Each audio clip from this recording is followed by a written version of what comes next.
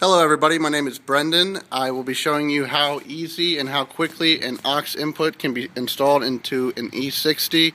This is a 2004 530. These are the tools that you will be needing. You'll need a Phillips screwdriver. I'm using an electric drill.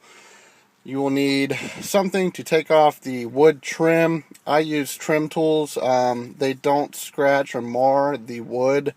You can use whatever you like. I got these at Harbor Freight. They were around $7, so it's not too big of an expense. You're going to want to start at the far right hand side of your trim by prying up right here. There's a clip behind there. Once you have that unpried, you can begin pulling out your wood trim. You're going to want to go from right to left. And there's another pin over there on the left. It'll break free rather easily. The next step is removing your lock/hazard switch. There's two pins that hold that in behind here. Give me just a second and I'll take that out.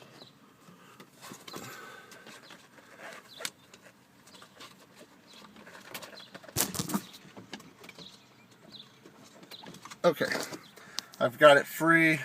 Once you pull it out, you'll get a better idea of how it's installed. There's a spring-loaded pin there and a spring-loaded pin on the bottom. You're going to want to feed that through, disconnect the wire on the back. And I put everything up in the iDrive bay, just so that you don't lose anything. Once you have that free, you'll then be able to pull out your wood trim. Just set that up on the dash there. Now what you need to do is disconnect the blue connector. There's also this connector right here and a connector right there. Now before I do that, I am going to pry out the center trim so that I have better access to it. I'm going to use this pry bar right down here. As you can see, it fits nicely behind there. And once you do that, you're going to pull out the right side. You'll hear it click. Move over to the left side. Pull out. You'll hear it click. Now, there's two pins at the bottom here holding in the center piece. And then up here at the top, there's one right here. What I do, and before you do that, and I should have done it before this, is you're going to want to remove this screw.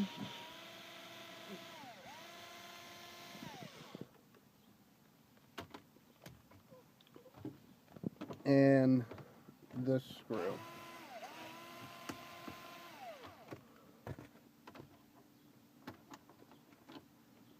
Once those screws are removed, you can pull on the front and you'll hear the right side go and the left side go. Once you've done that, you'll have much better access to these pins back, or these connectors back here. I'm going to disconnect the blue one first. And by the way, I did not disconnect my battery. If you choose to do so, that's fine. I have not found it to be a problem if you don't. That pin and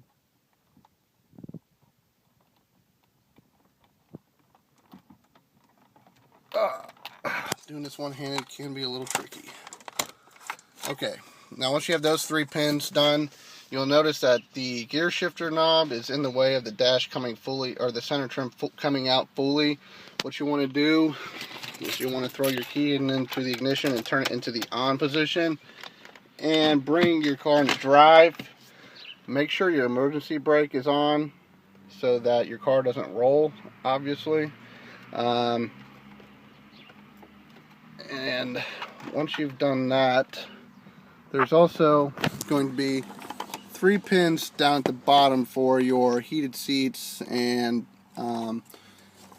DSC, parking, distance control, whatever options you may have.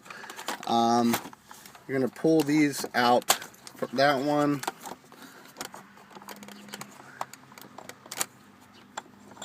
This one.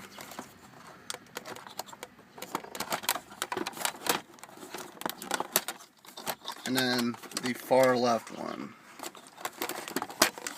Once you've done that,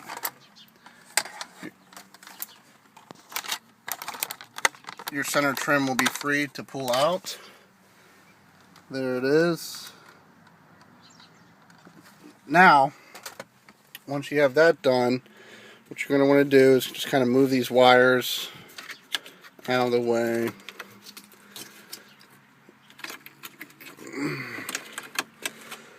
And then you're going to want to move your mask unit, or if you have navigation, you'll be removing your CCC unit.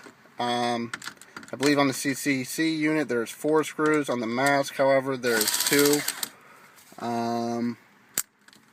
One here.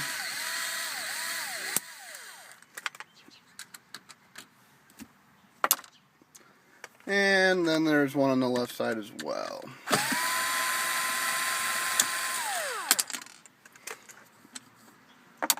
Once you've done that, your mask unit will slide out.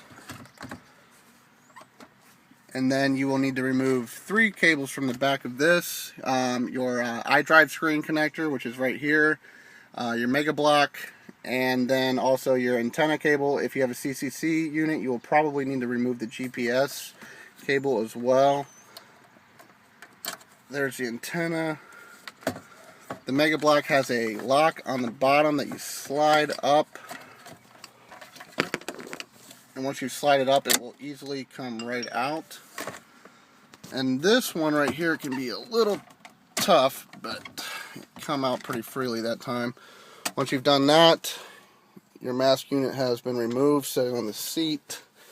Now, what we have here is your Mega Block. As you can see here, one of my my D block is actually empty. The C block is where we're going to be installing the pins today.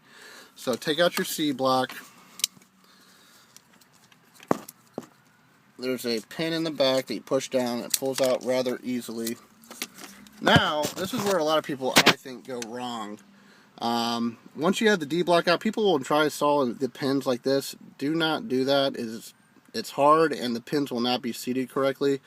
If you see this clip right here, once you raise that clip, it will allow you to slide out the inner portion of the C block. I'm going to do that real quick. Okay, I've done that. Now you can see I'm left with this. Now, this is where you're going to install your pins. I don't know if that's focused very well. Okay, as you can see, there's 4 open pins here. If you look at it like this, basically you're going to be installing the white cable in the top right, your red cable in the bottom left, and your black cable in the bottom right. And that is the instruction. That's the color diagram for using my aux cable that I actually personally make and I sell. If you're interested in buying one of these, I sell them for $29.99. As you can see, it is a lot like the cable that you would get normally from you know, Bavado or, you know, from BMW directly, and it will run you around $80 if you go that route. So anyways, what I'm going to do real quick is I'm going to install these pins into the C block right here. And give me just a second to do that.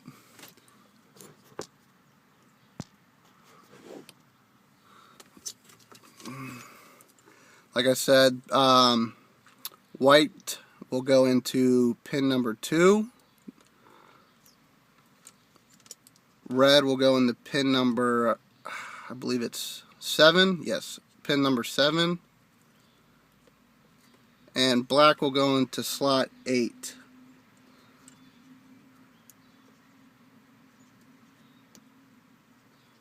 Now, I have my pins installed correctly.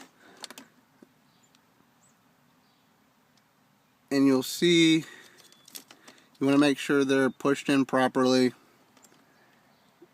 And then once you've done that, you will want to slide that piece back into the C-block connector, which goes back into the mega block. I'm doing that right now as we speak.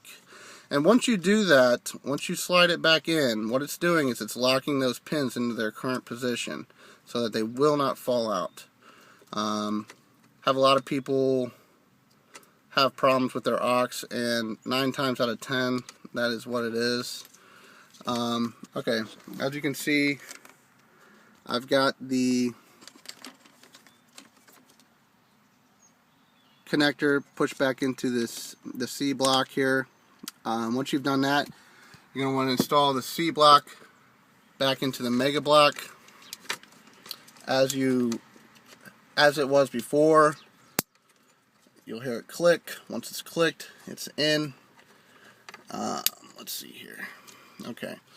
Now, our aux cable is installed into the wiring harness properly. You're going to want to put your mask back in. Basically, it's the reverse steps of how you took it out. Let's see if I